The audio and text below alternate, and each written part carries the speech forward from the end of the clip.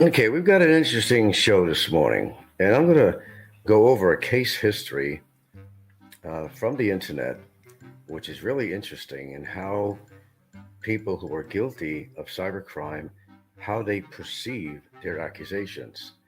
Now, this particular case history was very interesting, and I'm going to read this to you, and the illogic that's involved with something like this. A person who made a social media post claims that, well, it was not posted without any intent to malign the person, honor, and reputation of the complainant, but solely for the justified and honest purpose of making the people know the authorities aware of such a disturbing evidence and to look out for people that they supposedly hurt.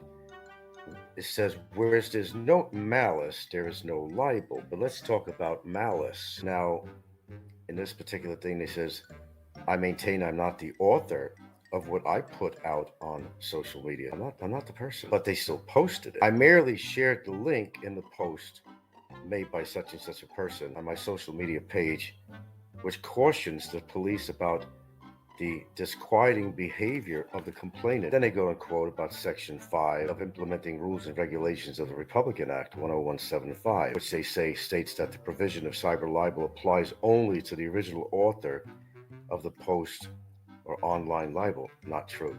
And not to others who simply receive the post and react to it. That's as false as you could possibly get. Again, it goes to the point, did you post something on social media that affects the reputation of somebody? Whether or not you got the information from another source, has it been proven that that source was accurate? Or is it hearsay? And does it allow you the poetic license to put something on your social media saying that, well, it's not my opinion, it's the opinion of other people? Now, this pertains to a lot of stuff that's actually going on right now at YouTube. Well, other people have said this about him, and there's some artificial intelligence videos out there that show him saying this and that. Now, they're quoting under the law. Those are, how do they say? Okay, if somebody only shared the link to the post made by somebody else, are they liable for cybercrime? Of course they are. A person goes on to say that my act of sharing a link does not constitute cyber libel pursuant to the above cited rule, and the rule would be under Section 5, Implementing Rules and Regulations of the Republican Act, states that the provision on cyber libel applies only to the original author of the post or online libel. That is so far untrue. You either posted or you did not. There is no reason or rhyme to post something that you haven't researched to know that it's factual or true. And the person would go on to say, on the other hand, that they only shared the link of the post made by such person. The statements cited by the complainant were not their statements. That their act of sharing the link does not constitute cyber libel pursuant to the above cited rule. They would go on to say, I'm not liable for cyber libel because the sole purpose of my post was to make the authorities aware that the person is a possible threat to the community. Despite having been called out multiple times, and the attempts of other people to reach out, his conduct is still left unchecked. Now, this person posted disturbing videos.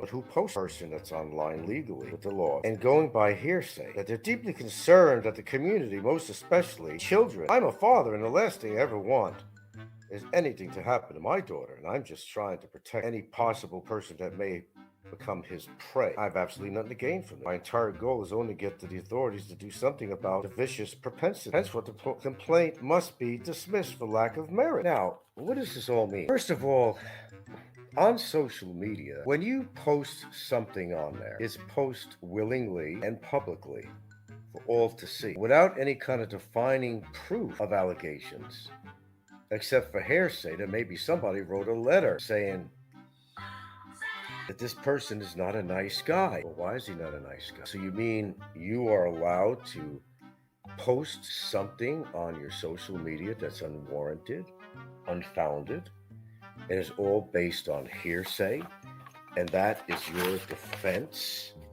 It don't work that way. It don't work that way at all. You are responsible for the content that you put out on social media. If you want to go by Article 353 of the Revised Penal Code, libel is defined as a public and malicious imputation of a crime or of a vice or defect, real or imaginary, or any act, omission, condition, status, or circumstance tending to cause the dishonor, discredit, or contempt of a natural or jurisdictional person, or to blacken the memory of one who is dead. The elements of the offense are as follows: there must be an imputation of a crime, or vice or defect, or any act, omission, condition, status, or circumstance. The imputation must be made publicly, absolutely. The publication must be malicious. True. The imputation must be directed as a natural or judicial person who is dead or whatever.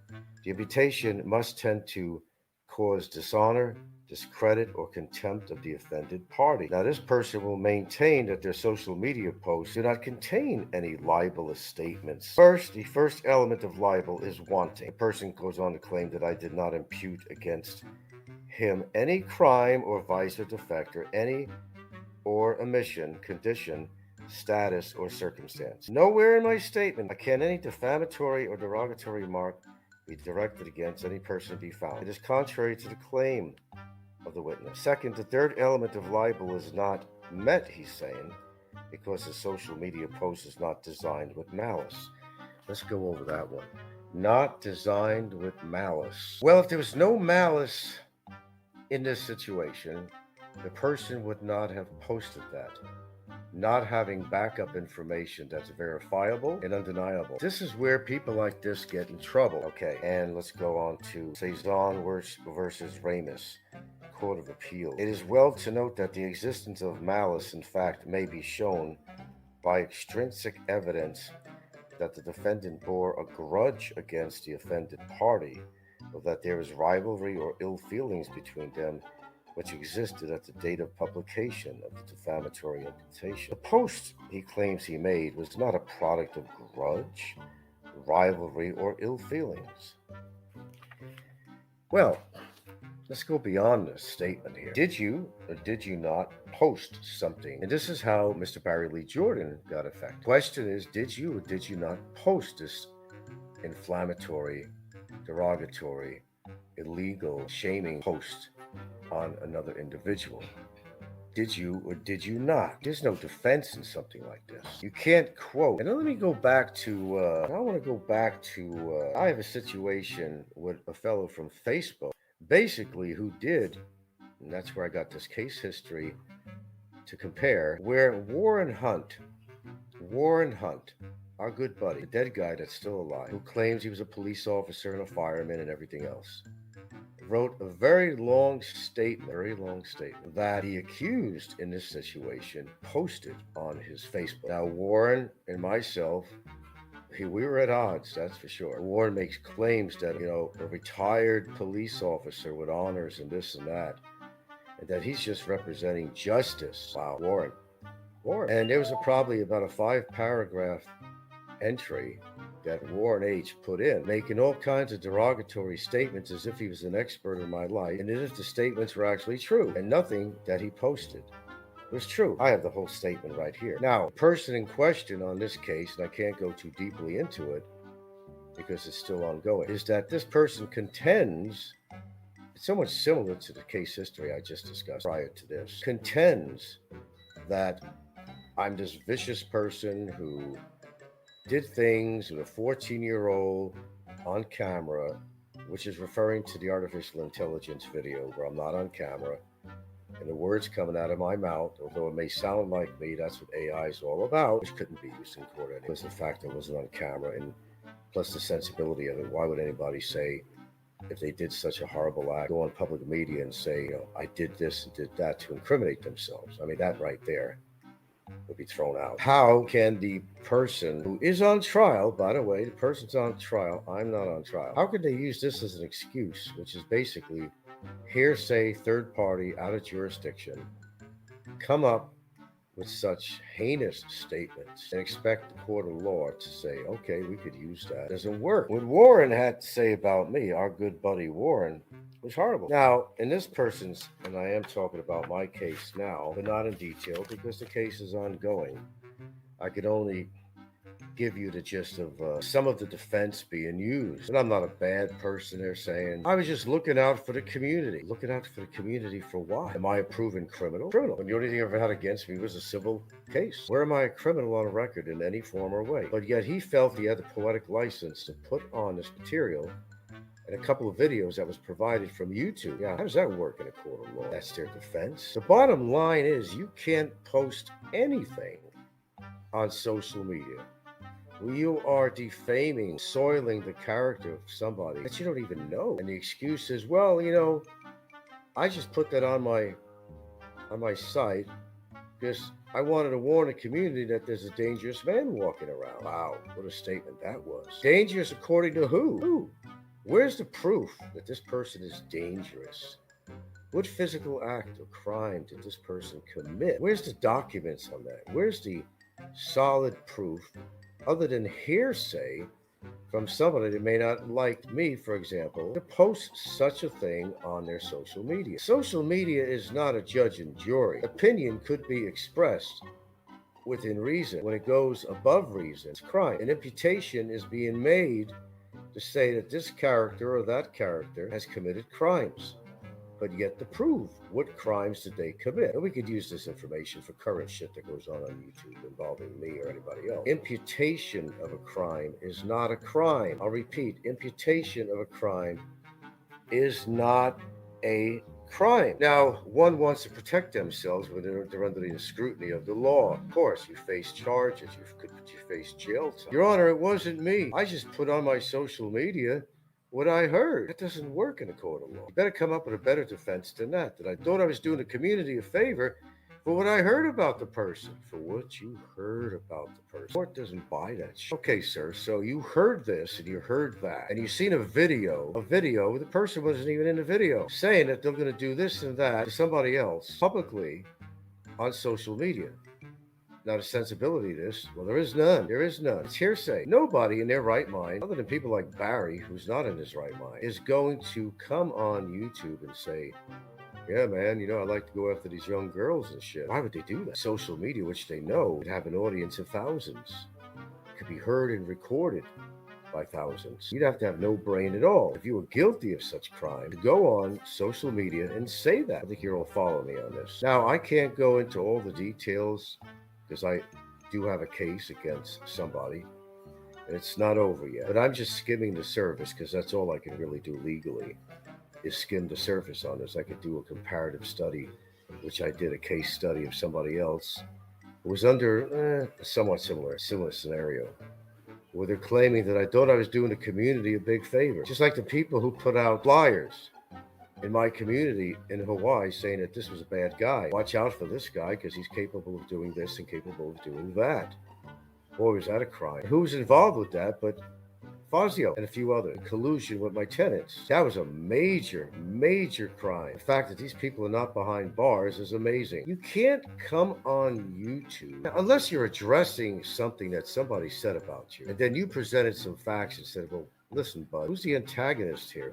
Who's talking about me all the time? Who's making up all these unfounded accusations simply because they could, not because it's right or wrong? Who's the ones that's coming up with all these implications, innuendos, allegations, which everything in this world has to be proven? Go to a doctor and he says you got cancer. You may not want to believe it at the time. No, doctor, I want you to prove. I want to get another doctor's opinion. This is a pretty heavy-duty statement for a doctor to say, hey, you got cancer. You're in disbelief at the moment. You're defiant of the whole thing. That how dare somebody say that to me?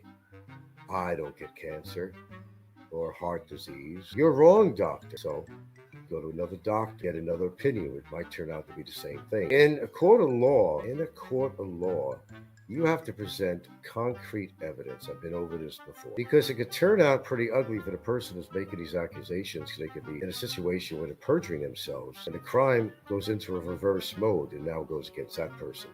Because if you can't prove something, you're as guilty. It's as bad as the charges or allegations you're putting against the other person. If you came on that stand or a written statement and said, this person did this and did that and did this. So when it turns out to be untrue and unfounded, the people or persons who make that statement are equally, they're guilty. Not equally, because I'm not saying that the party is guilty of anything. But however, you are guilty of making a false statement, an unproven, unfounded, and undocumented statement based on hearsay or third party, simply because it's coming from a troll that don't like you. That's not enough for a court of law, and that could actually go against you. Hope you're learning something from this. Let's see. I'm just seeing what I could share and what I cannot share. Just want to play it careful here. Well, the first element of libel, they say, is wanting. And this person in this one case study says, I did not impute against him any crime or vice or defect or any act of omission, condition, status, or circumstance. And he went on to say that nowhere in a statement I made can any defamatory or derogatory remarks be directed against any person can be found. The third element of libel is not met, they feel, because their social media post is not designed with malice. Malice under the law connotes ill will or spite and speaks not in response to duty, but merely to injure the reputation of the person defamed. Similarly, let's see, in a court of appeals, Supreme Court stated that it is well to note that the existence of malice, in fact, may be shown by extrinsic evidence that the defendant, well, my glasses here, bore a grudge against the offended party. Okay, this is really good information. Now, whether or not, and I could talk about my case now a little bit, that the person involved who is being sued or charged with malice and defamation seems to think in their mind that they didn't do anything wrong, but all they did was post something that somebody else posted. That's their defense. But you see, that doesn't work in court. The question is, did you or did you not post that material? There's no defense in that. So the person is trying to put blame on somebody else and said, hey man, I'm just posting something that somebody else did. It's not my fault. I mean, I never even met the guy.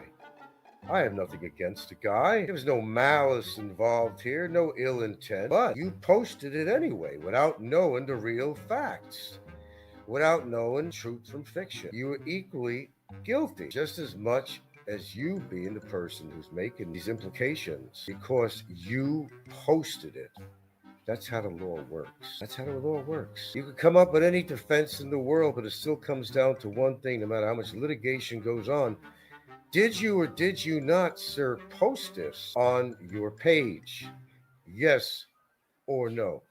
Yes, sir, I did. But, Your Honor, I posted it because I thought I was helping the community. But when I heard, this guy sounds like a bad dude. So, is it his obligation to post something on there on social media because of something he heard? Does he notice as a fact when it's just hearsay? And it's just transmitted, shared information by other people. Now, contrary to a lot of people believe that everything that's on the internet is true. Well, that's kind of part of a joke. It was back a long time. If it's on the internet, it must be true. Far from the truth. You can say anything you want about somebody on the internet and think you can get away with it, but it does not work. We now have laws that protect people from such. But the evidence must be concrete, or it could turn against you. Is when somebody makes a report on somebody that is not valid and they're doing it just out of malice. And that's what it is. It is malice. They could be charged equal to the crimes that you're trying to get bestowed upon them. It comes back in your face. And that happens over and over again. You perjure yourself. You can't make a claim against anybody here on YouTube or any other media for that fact, unless it is absolutely founded. Not from, hey, I got these papers that show that he had a civil case. Civil, not criminal. And because of that, this guy's labeled as a child predator. Did he commit a crime? Was it predatory things going on? Where's the proof? Was a child touched in any way? There's a lot of factors that you have to look into with this. You can't just go out and solicit, hey, man, you got any bad videos on this guy that we could use? Okay, third party. There we go, third party. That I could use against this individual? Yeah, let's get him. Let's get him. Hey, what do you got, bud? Got any more videos we can use? Unsubstantiated videos. Third party, hearsay, not factual, not proven to be factual. That's how the system works. Waste of time. Believe me, I've tried this in the past. Didn't work. It has to be substantiated by really incriminating evidence that could be based on fact, not fiction, not hearsay, not because of a personal vengeance you have against somebody. It doesn't work, not even here in the Philippines court of law. Nevertheless, United States. Proof, highly documented proof. Because you were yelling at somebody on YouTube doesn't make you a bad person. If you were stating, there's another part of the law. Is it what you were saying? Let's say me, for example. If I was responding to an allegation somebody made and I was upset about it, I had a right to be upset about it. An absolute right. Because the way the court sees things is, can you substantiate that these allegations made against you are untrue? Has the other party actually proven with actual documents showing that this person has a criminal history, they have a criminal record, that the chances are that they did this crime is possible because let's look at their past. Let's look at their background. Have they committed these crimes before? Not hearsay, not related to a civil suit, especially one that's out of jurisdiction, based on clear facts. Person was on camera. The imputation of a crime, if it's a heavy duty thing, it's got to be backed up by solid evidence. Did a person come on camera? Did they mention your full name? If the videos that they're presenting of you, were you on camera? These are all elements that are considered in any kind of a legal case, especially here in the Philippines.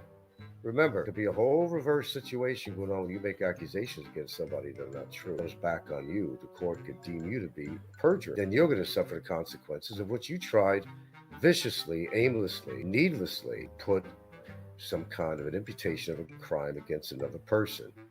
That never happened. That never happened. Some serious shit here we're talking about. So we both have got a case history here of a person who's trying to defend themselves, but unfortunately for them, they get prosecuted and are actually serving time in jail. And then we can bring it up to my case. Here's an interesting thing here. You can call this a disturbing video, but what's the facts of this video? You all remember a very disturbing video. It was called 14-Year-Old Prime Rib. Well, they say that I'm confessing to having sexual relations with a little girl, and I'm going to go out and do it again, okay? In fact, it could be seen in the video that he's been walking by and interacting with little girls and actually looked inside the little girl's shirt. Well, I've seen the video, and it was me walking on the street, but it was not my voice at all. That's where AI came in. If anybody would know what I said, it would be me, because I'd be the person speaking. Not one word out of that AI came out of my mouth. Not one word. Yes, people have the capability of doing things. It's this is 2023. There are AI applications that anyone and their grandchildren could use if they want to put the time to use that. Nowhere in this video was I on camera, first of all. Keep that in mind. Nowhere in that video did the words supposedly coming out of my mouth come out of my mouth. Because you'd have to be a stupid bastard to say something like that you have an interest in 14-year-old girls and blah, blah, blah. You've all seen the video. Yeah. So you got to watch what you say on here because it can be used against you in a court of law. Absolutely. There's no question about it whatsoever. Harming somebody's reputation is very serious on here. And that's why Mr. Barry Lee Jordan has 5 counts of cybercrime against him. Because he did harm my reputation. He did threaten me. He did call me a child predator. Based on what? Because he didn't like me? No, that's not good enough reason to call somebody a child predator. Unless you are a child predator. And I can understand how temperamental somebody could be, including myself. I don't like child predators either. I'm an advocate for those who want to find justice for somebody that actually does go against little children. Somebody who's in jail right now, well, there's been an imputation of a crime pertaining in that direction, although that has not been a raised issue on there. It's not been an issue. Thank goodness for him that it was not a major issue in the 5 complaints, or else he'd be in bigger doo-doo than he is now. Now, you can't, and I can't, say that this individual did this to little children, because it would be illegal to say that. You have to back it up with facts. You have pictures of him with a little kid doing something with a little kid, touching a little kid, little girl. Unless you have that information, then this individual is not guilty of that crime. Although if he really did that, he's guilty in his own sense, but not in a court of law. He's protected from that. Anybody could say on Gogo Bobo's show, where they're claiming that he did this and did that and watched a particular uh, movie on Netflix that he claimed that had to do with pedophilia. Now, whether that be true or not, and let's say that he did all those things, yeah, that's criminal. Everything he did, if he touched little girls and stuff, that's criminal, absolutely. But bring that up in a charge. And the only reason I haven't done that is because I do not have concrete evidence. Never mind the hearsay what Gogo Bobo said or what Jay said. They want to become witnesses to this. They can become. We could open up another case on him.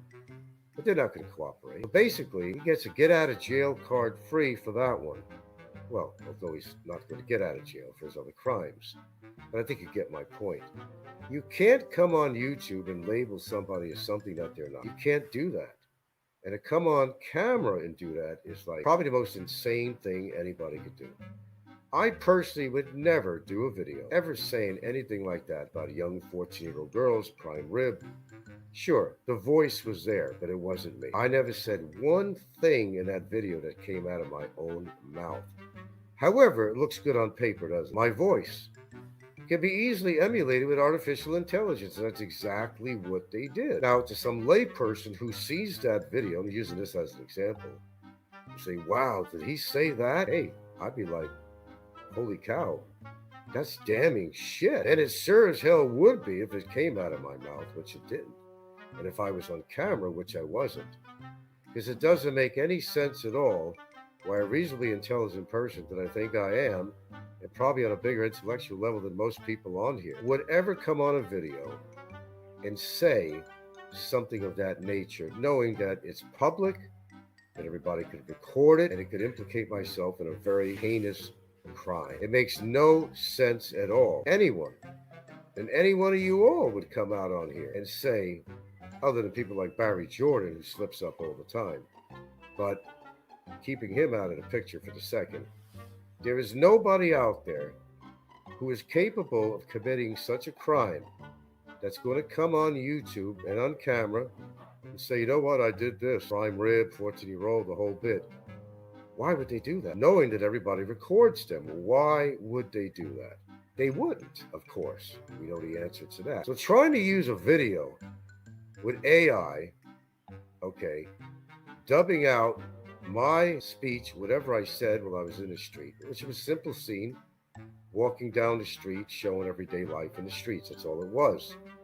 There happened to be kids on the streets. Yeah, well, you know, Philippines has a lot of children all over the streets, looking down their blouses. Where did that ever happen? Now, you can say anything you want on YouTube. You can make any implication you want, but you have to prove it beyond a doubt to get any legal institution involved with that. In fact, that could turn on you once we know who the person who produced this. Big time crime, big time charges. But these are cowards that hide behind their screen and use their AI to produce videos that could be very damning to somebody, very damning, until you examine the fact that does not make any sense as far as they went with this. To prove that that came out of my mouth, it would never have happened. I'm not a child predator, never touched a child. I raised my daughter on my own. I don't have a criminal record. Would never do that. I got my own partner's children that live with me here. They don't have a problem with me. They respect me. I don't even walk around the house in my underwear out of respect for the children. I don't even do that. I make sure I got pants or shorts on. I'm very respectful to children. I've given to children. I've donated to children. Raised my own daughter on my own. I don't have to explain that to you, but I'm basically saying that I would never have any intent purposing to harm a child in any way. And the people who put this shit out, they should be fucking hung to dry with honey on them. Let the fucking red ants crawl over their body and eat them up. No matter how much you don't like somebody, you don't go to that level because you may harm yourself in the process. And I know you're hiding behind your computer or phone screens to do this, but I will venture to say that if it was done to you, you wouldn't be a happy camper at all. You'd be shitting your pants. I would never, I repeat, I would never, ever, I think my viewers who know me know that. I would never harm a child. And the implication that I would ever do that is a serious matter that I take extremely seriously. And I will expose the people that do stuff like this. Fortunately, for investigators and things like that, they can tell whether something is an AI or not. Even the Philippines is not that back in the dark ages that they don't have the resources to do things like this. But the point being made is you can't post something, threats and so forth on social media, tell people to go after people's families and all that shit and expect to get away with it. That anyone who's involved with that person that made that statement is as equally guilty as they are. I mean, people get killed for less than that, okay? And there's people that are lucky they're fucking alive. Because there's a lot of people that have been affected by trolls. And lucky for the person that would put this information out, the trolls that would put information out against somebody, that their identity may not be known yet. But what if their identity was known? What lies in store for them? What damage control are they going to be able to put together on that? Probably none. So, interesting show this morning. Now, I'm going to read you something funny that Warren wrote. And this is what started a lot of this shit off.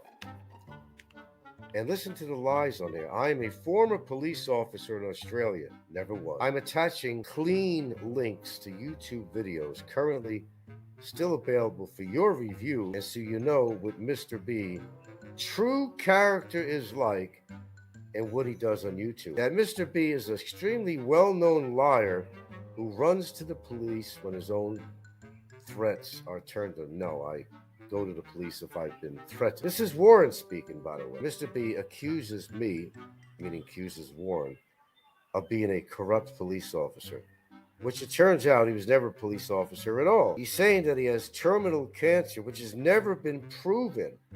And that Mr. B, in the video titled The Vile One, says to me, die, motherfucker, die, fucker, several times. Well, he never died. And he's still alive and he's still out there. Anyway, these paragraphs go on and talking about what he feels that other people feel about me. Not factual stuff, but he's trying to reiterate, bad posts done against me. And he's trying to say that, I can attest that this is true. Anyway, this goes on. And let's see. I fear that Mr. Battaglia is a danger to the community with access to weapons. Where are they? I've heard Mr. B, that's where it came from, about young children to go after 14-year-olds for sex. 14-year-old prime rib variety. Several times. I can provide you with other videos, channels, and names of other people. Okay, it goes on. Feel free to call me for any further information. Now here's Warren Hunt, famous Warren Hunt, the guy that likes to take notes, the guy that likes to copy videos, who sits there, a very obese man in Australia, out of jurisdiction anyway, sits there with his poison toxic pen, who's still causing havoc on YouTube as we speak, as he goes under different names. Warren never died. That was a rumor that was spread. Warren is alive, and he's very active on YouTube. Now, this person decided to publish Warren's statement as if it was the golden chalice that this person needed, coming from a person out of jurisdiction, a person who likely is not mentally well. Facts that can't be proven, videos that were edited to supposedly use as proof. It goes on from there. That's right. A lot of this came from Warren and a couple of other people I won't mention on here. You can imagine who they are. But Warren is the one that was the main one that sent this to the other guy. Remember, we never met, me and this other guy. Never. But he took it for word from Warren H. that it was true, and other people. That's where he made his mistake. Not knowing the real evidence and just listening to hearsay from somebody that claimed that they were a police officer, a fire officer, well awarded, got all these kinds of accolades on his wall. We all know that Warren's a liar. However, this person sucked it all in, and he felt it was his job to post something on his social media. And that was the worst mistake he could have made. Okay, wasn't aware of the laws. But he is now. And there's no fucking defense. Well, I didn't mean that. I never even met the guy. Yeah, but you posted it, you asshole. You posted it. And you're in the wrong. This applies to everybody on here that posts anything about me that ain't true. Prove that I have a criminal record. Prove that I've committed any one of these crimes that people allege on here. Crimes. Crimes. You can't. And it's dangerous for you to say that. So was it dangerous for Mr. Barry Lee Jordan, who now faces a very grim future. This goes to show you, folks. Watch what you say on here, because it can be used against you in a court of law. And if you value your time here in the Philippines and your life here, maybe it's time to just can it. Quit while you're thinking you're ahead. End it. Barry's not in jail because, some fairy put him in jail, okay? He's in jail because he deserves to be in jail for what he said about me. And he does indeed have 5 cybercrime counts against him, criminal counts. He's not in jail just for immigration. It was this other material that got him into jail. That was the catalyst that got him or got the attention of immigration. That's why he's in jail. And now he's got more to face. Ricky and people like that go around threatening people. There's other people that go around threatening people on here. It tends to work against you eventually when you think that you're protected by some kind of provision. You're not. You're not. More so fun. Hey, how's that for an informative show? Thanks for listening. Nobody's above the law. That's true. Nobody's above the law. But if you're going to claim that somebody's think they're above the law, committed a crime, you better have some damning evidence before you present that to any legal venue at all, because it could turn on you in a vicious way. Just think about it. It didn't work out for Barry very well. It did.